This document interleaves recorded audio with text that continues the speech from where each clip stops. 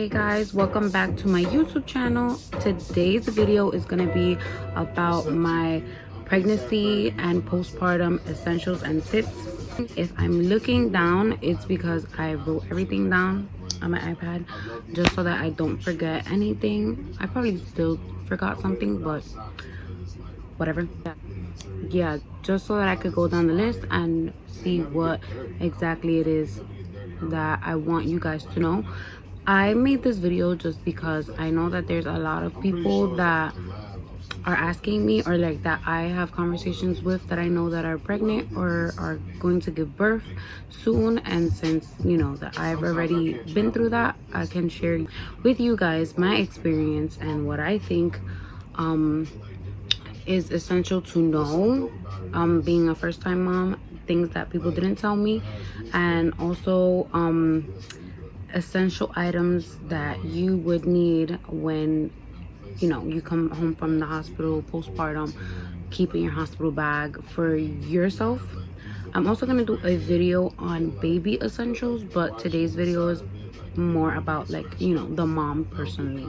A lot of people didn't tell me anything about like what exactly you need to get done as a first-time mom, like for your appointments. So always make sure that you get at least one sonogram per trimester. My first clinic that I went to, they didn't do sonograms for some reason. I don't understand like why you wouldn't do sonograms. I feel like sonograms are extremely essential, especially like to make sure that the baby is okay. Why you wouldn't do sonograms, I don't know.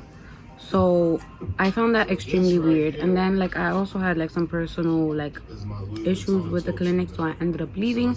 So in my second clinic that I went to, they did sonograms, and they made sure that I had one sonogram per trimester. The first trimester sonogram is called a neutral translucency. That's just to make sure that the baby's neck and spine is growing properly, that there's no excess fluid. I don't know like exactly what like to check for, like if there is extra fluid, like what is so bad about that. Yeah, just to make sure that the baby's neck and spine is okay. I didn't personally make it there because of the fact that transferring from clinic to clinic, like doing all of that stuff, and since I didn't get sonograms in my first clinic, I didn't make it in time. So I was already like, when I did it in my second clinic, when they gave me the appointment, I was already in my 14th week that same day. So you have to be like before 14 weeks to be able to check the neutral of the baby, like the neck and the spine of the baby, to make sure that there's not too much fluid in the neck and the spine. But you have to be like really early on in your pregnancy. I didn't make it, but I did go to the emergency room when I was 12 weeks because I was experiencing really bad pain, which turned out to be round ligament pain. And they did do a sonogram to make sure that the baby was okay. Like the doctor didn't see anything wrong with anything in the sonogram in the emergency room, so I would have like, obviously the baby's okay now, and for the neck and the spine. The second sonogram is an anatomy sonogram, which you will do around your 20th week, 18th to 20th week. That's basically to make sure that the baby is growing the 4 chambers of the heart, the livers, like any internal organs, everything is going well. They also do gender reveal on the 20th week. A lot of clinics, like I said, don't do, like they don't tell you the gender unless you specifically request it. Usually they just say like, okay, everything's good, everything's done, like bye. And the last trimester sonogram is to check the position of the baby, to make sure that the baby is not breached or the baby's in position, and that's usually around your 36th week that they check for that. For me, like since I gave birth at 36 weeks, I had my sonogram for that done when I was 34 weeks, and the baby was already in position by 34 weeks. That doesn't usually happen for a lot of moms. A lot of moms, the baby's head isn't turned down until like I said, 36, or sometimes even like their last week, and then you will have to get like, you know, a procedure done to turn the baby because the baby is breached, or whatever the case may be. That I don't know anything too much in detail about that, because you know that didn't happen to me. So there's another thing that is very important for first-time moms to know, and that is the non-invasive prenatal testing. Your clinic should tell you these things, but a lot of clinics, like, they don't like doing their job and they don't tell you these things. So yeah, like for my clinic, like there's a lot of things that they didn't tell me that I think I should have known, but I had to do my own research and make sure that I was up to date with my stuff, just to make sure that my baby's okay, because nobody's gonna care for your child and your personal pregnancy and health more than you yourself. So you have to make sure that you are 100%. And I used to ask a lot of my family members and like my mom these things, but like she gave birth in DR, and like with us she gave birth here, but that was like 24-25 years ago, so they don't remember, and a lot of things have changed since then. So they don't really like help as much when it comes to like the process of your prenatal care and like postnatal care sometimes. So it's good to do your own research just to make sure that you and your baby are okay. So yeah, the non-invasive prenatal testing, that checks for a lot of chromosomal issues. They're able to take your blood, like draw your blood and separate your blood from the baby's blood and make sure that the baby's chromosomes are okay, and like the baby doesn't have like Down syndrome or autism, or just make sure that like everything is fine.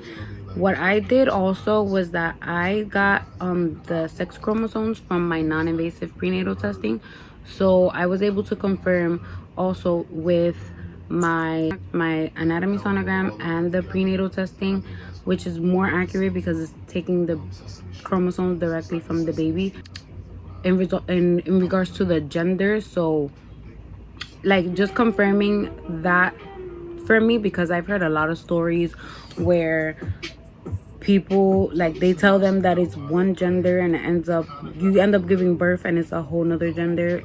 So I just wanted to make sure. So my non-invasive prenatal testing, the sex chromosome and the anatomy sonogram, they were both the same. They were both boy, and I had a boy. So I just made sure that that was okay. Also, I also did like my own personal genetic testing, just because I had like some personal concerns of like hereditary issues, like from me and my family, or like my spouse's family, and I just wanted to make sure that the baby was okay. So I did like my own, like I just took it a step further and did my own genetic testing, where like, you know, they draw more blood. You have the option of doing an amniocentesis. That's very risky to do, just because it could result in a miscarriage. Like, even though the chances are like medically like low for miscarriages, but I wouldn't like risk that at all. If you have the option of just drawing your blood, I would just do that, which is what I did. Yeah, so amniocentesis is basically where they stick like this really long needle. I'm sorry, I'm using my iPad pen. This really long needle, like it's really thin and long, and they poke your belly with it, and they're able to like take some cells from the amniotic fluid, which is more accurate, the cells from the amniotic fluid, to make sure that the baby doesn't have any abnormal cells. So people like to do it for the accuracy, but I rather not risk that. But that's my own personal opinion. A lot of people have done it and they've been perfectly fine. Now on to delivery and labor. I don't know if you've been seeing a lot of these things on the news where a lot of moms have been dying giving birth, and I know that this is a very taboo topic to touch on, especially you moms being pregnant for the first time, and it's very scary. A lot of these things were happening while I was giving birth, and I was pregnant too, and I also gave birth like during the pandemic of coronavirus. So like my stress level was extremely high, and I was extremely scared because I just kept seeing things like on the Shade Room or in News 12 or News 11, like just all over my feed of moms like dying during birth. And I was just livid, like on top of like there being, at the time that I was giving birth, there was a issue where due to the coronavirus, nobody was able to be there with the moms to give birth. Like while I was still pregnant, there was a rule that not even the father was able to be in the room to give birth. So I was literally like scared because I'm like, I'm not giving birth my first time, my first kid, without my son's father, or like not even my mom, like no one. Like I'm already scared and traumatized already, so to have to do that alone, that's ridiculous. But thank God I didn't have to do it alone. Like my spouse was able to be there, even though like right after I gave birth they told him he had to leave because of coronavirus, which didn't make sense to me because he was already in the hospital. But whatever. But yeah, just make sure that you have someone there to vouch for you, because most likely the pain that you're enduring would cause you to like not be in the right state of mind.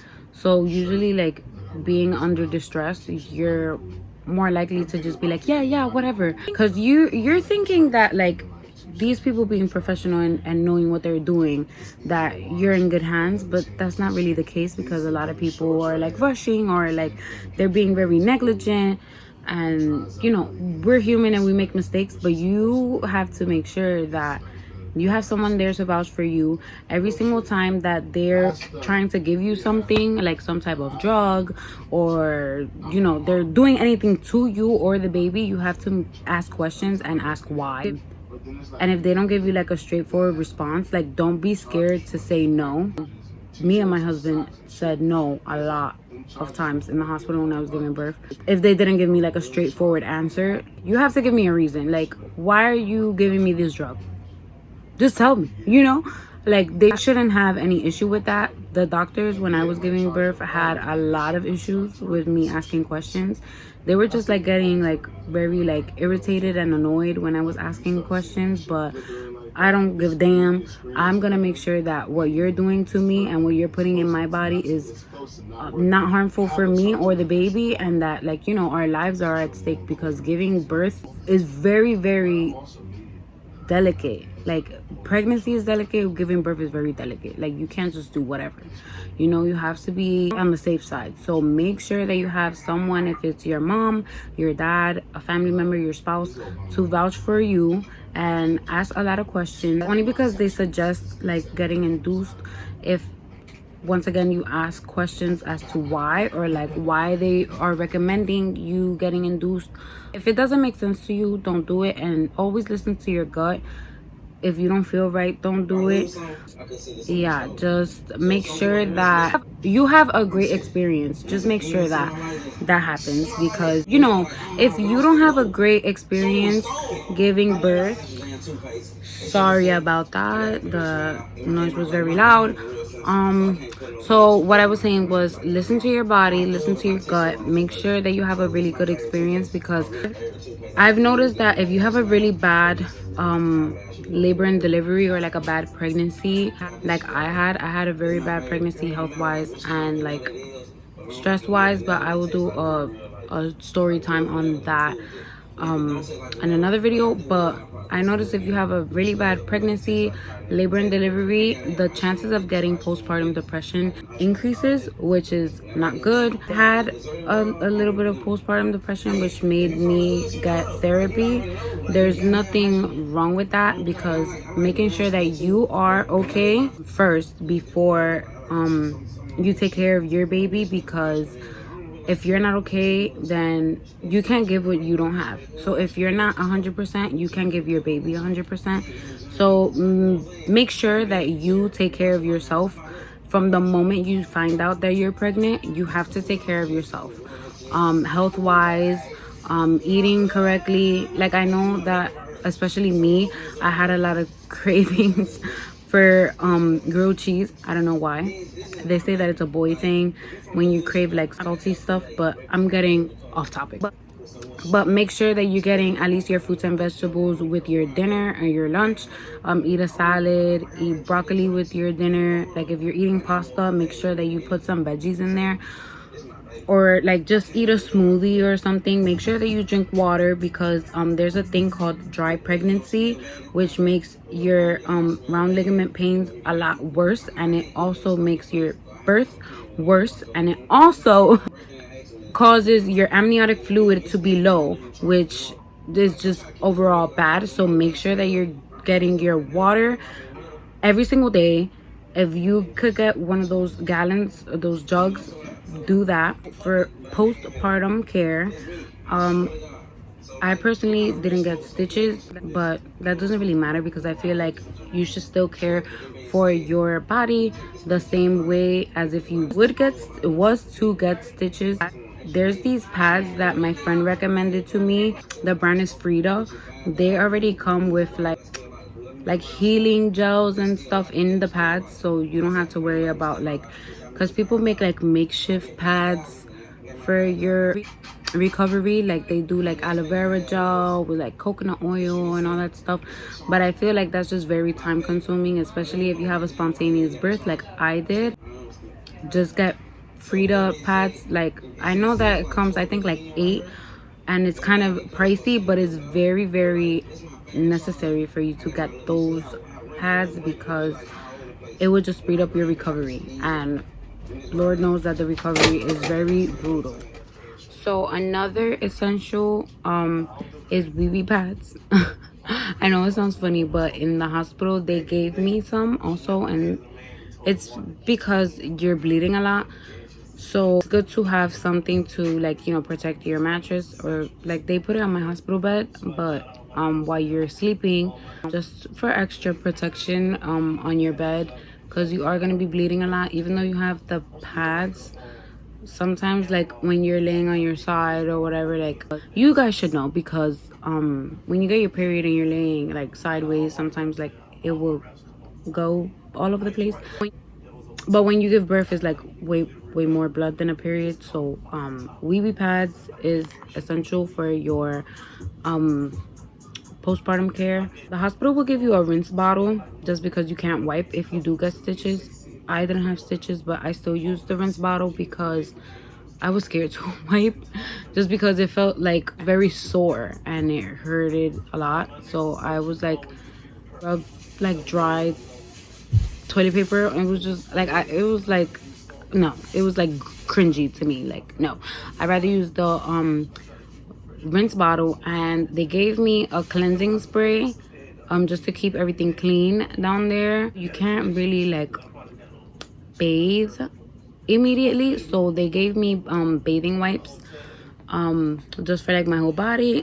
Baby feet wipes just for like my whole body, to make sure that I was clean, even though I wasn't able to take, like, you know, a full-blown luxurious shower. I would love to, with suds and all that. But if you do get stitches, get a sitz bath. Heals it a lot faster. I didn't get it, I didn't need to. There's this brand called Honey Pot. They have a postpartum care kit where they have like a wash with wipes, but like obviously the wipes you're gonna use like when you're ready to wipe, but it just keeps everything clean and fresh. I do recommend Honey Pot. My air conditioner is on, so I apologize if you hear that background noise. Another essential that I think that a lot of moms need is suppositories and hemorrhoid cream. I know that it's very, very like iffy to talk about, but are going to push very, very hard with all your might. So just the pushing causes you to get hemorrhoids. So you would need suppositories and hemorrhoid cream. Also, you would need stool softener. Stool softener. I got Miralax, the powder, just because the pills taste like shit. I refuse to take them in the hospital because they just taste so fucking bad. They taste like silver or metal, like, no. And it's horse pills, and they're already giving you like 11 pills on top of that. So I rather just take a powder. Just get Miralax, or you could get like, I think, Benefiber, or you know, one of those stool softeners, because of the hemorrhoids, it will hurt to, you know, release your bowels. It also will feel very uncomfortable to urinate, just because, you know, you just went through some heavy traumatic shit. So stack up on your water, because if you are breastfeeding, you will need water, and also you're gonna be like very dehydrated. So stack up on your water. Once again, if you're breastfeeding, you need lanolin cream, because your nipples will get sore, dry, and cracked, and that hurts like a bitch. Get, you know, the nursing pads for when you leak. I felt like leaking and putting the nipple pads was like a waste of milk, so I was googling stuff like for me to be able to catch my letdown, and found these milk catching cups that I could put on my nipple, which I use when I'm going outside and I'm not able to like, you know, just nurse whenever I want, or like when I'm sleeping and the baby sleeps like extra hours, and like, you know, I get like lumps, or like, you know, I just leak, and I put them when I need to, and they save the milk, and you could just transfer the milk from the cup in your nursing bra to the bottle, and it's like an extra way of getting the maximum amount of milk to your baby, because every drop counts. Like, that's liquid gold, so you have to make sure that every single drop is going to use. Last but not least, I've been using these therapy packs from Lancinol therapy packs. They're called TheraPearl therapy packs for when you have sore cracked nipples, mastitis, just a lot of pain from breastfeeding, engorgement and whatnot. So I use that when I have like I'm very sore. You could also put hot water or like a hot rag on your breast, or like ice on your nipples, but I feel like it's just a lot cleaner and easier to just get the therapy packs and just either freeze them for a few hours in the freezer, or microwave them in the microwave for like 15 seconds, no more than 25 seconds, and they help a lot. When you place them on your breast, they're going to hurt because your boobs already hurt, and putting like heat or cold ice packs on your boobs is just gonna build up the sensation of like your pain. But afterwards, when you're done, I leave them on for 20 minutes because it says to use them for 20 minutes. But when you're done, it's gonna feel a lot better. Like, it's not gonna cure it, but it's gonna feel a lot better for your pain, and it does reduces the engorgement, which hurts like hell. So definitely get that if you're breastfeeding. Let me know if there's anything that I missed. Those moms out there that have given birth, for like postpartum care for mommies, I feel like I'm missing something, but let me know if there's something that I missed, or what you guys use for your postpartum care. I'm still in the postpartum phase, so maybe I can use some of the stuff that you guys recommend to me, and let me know if the things that I mentioned helped you too. Let me know what you guys think. Make sure to like, comment, share, and subscribe to my video for more content, to my YouTube for more content on parenting, pregnancy, postpartum, all that good stuff. And I'll see you on my next video. Bye.